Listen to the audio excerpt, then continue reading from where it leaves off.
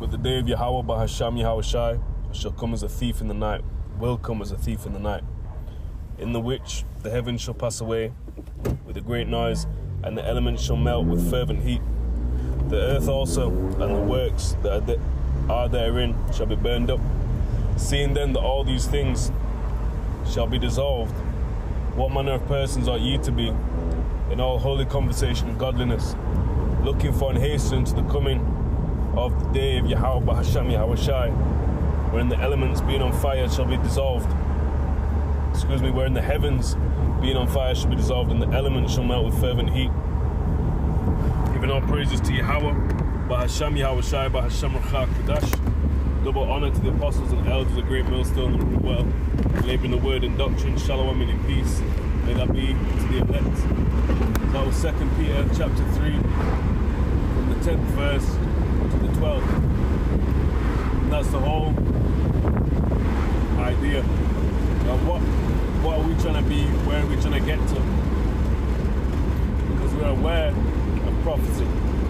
We're aware of all these things.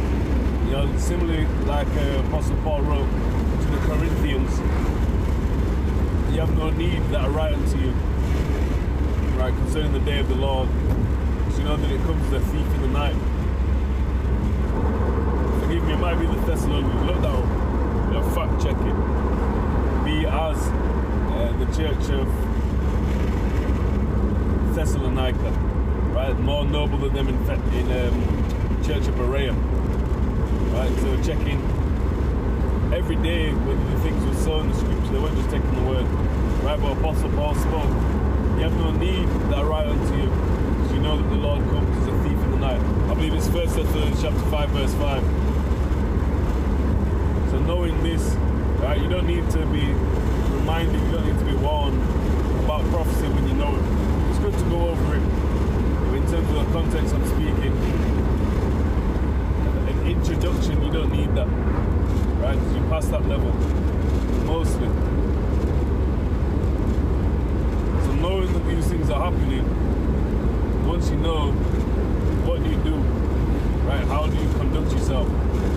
Knowing all of these things, what manner of persons ought we to be, right? Ought we to be in the spirit of living it up, eating pork, you know, drinking strong drink, the ways of the world. There's nothing wrong with drinking strong drink, really. But if you have to maintain a level of sobriety, scripturally, spiritually, and for certain people, you know, it's not expedient. There's a scripture, I believe it's in Sirach Ecclesiasticus, where it says, you know, prove what is, try things, prove what is right for your soul, and once you find what's evil for your soul, give not yourself unto it. You know, so there's laws on specifically drink offerings. You know, for the Pesach, we have a mandatory drink of wine. You know, Yahushua said, as much as you do this in remembrance of me. So there's a mandatory thing. There's certain drink offerings that we would do in them times. But then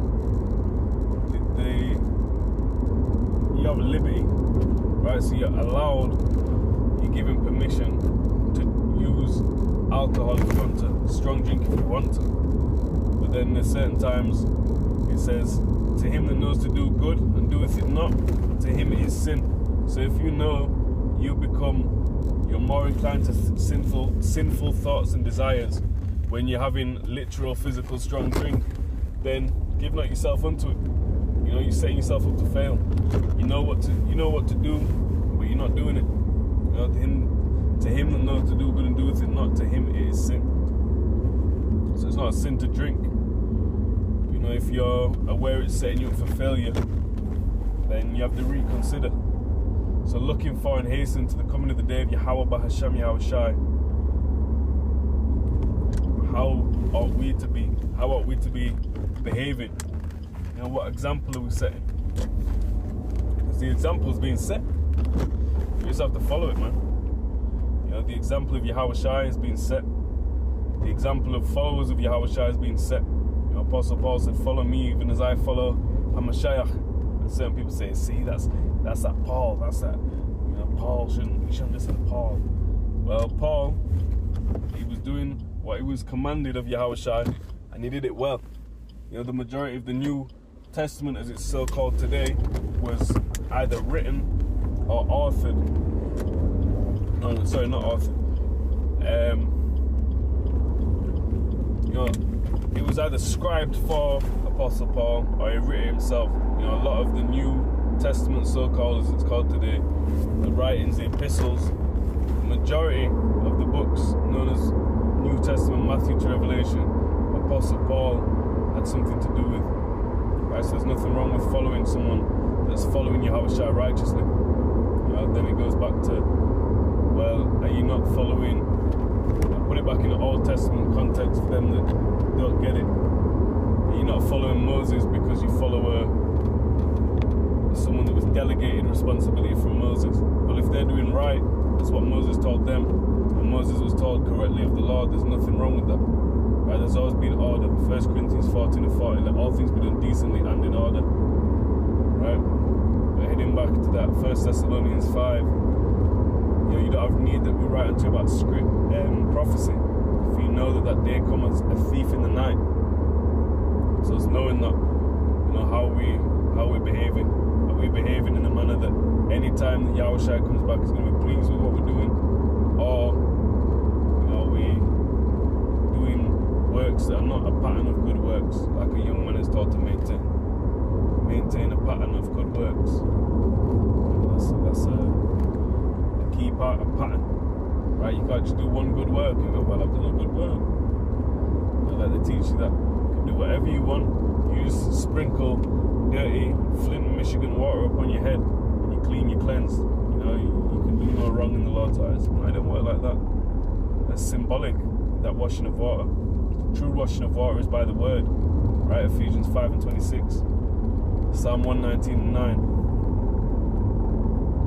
Right? Wherewithal shall a young man cleanse his way by taking heed thereto according to thy word. John 15:3. Now ye are clean through the word which I have spoken unto you. That's the true baptism. We have to cleanse, we have to cleanse, we have to cleanse. We're in a season of cleansing. Right? Every day we get closer. Right? The Lord's gonna get ready to cleanse. And I mean with fire. How you did in they call it school, college. With a Bunsen burner. To purify something, use a flame. You might have a metal needle, and or what do you call it? Inoculating loop. You heat it with fire to sanitize it. Right. So now is the season. The Lord's looking to clean, to cleanse, to purify. And He's going to do it by fire. He said He's not going to flood the earth with water anymore. Again, He never said I will flood it with fire. Right. So we're in time of judgment, a time of bug-outery, so just stay prayed up, stay fasting, stay doing the things necessary as a follower of Yahushua HaMashiach, if that's what you seek to do. If you want to be a demon, you can be a demon. You have liberty to be a demon, right? But when it's all said and done, them that are on the side of Yahweh Hashem Yahushua will prevail. Giving all praises to Yahweh, Bahasham, Yahushua, Bahasham, Ruach HaKodesh. Shalom.